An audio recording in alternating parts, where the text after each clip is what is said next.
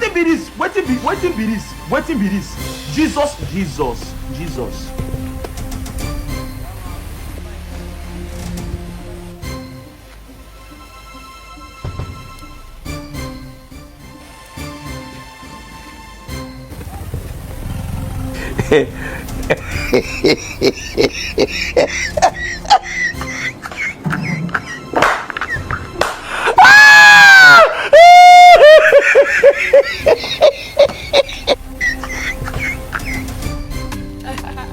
Says P.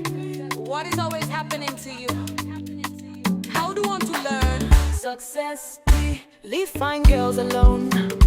Too like big nyash.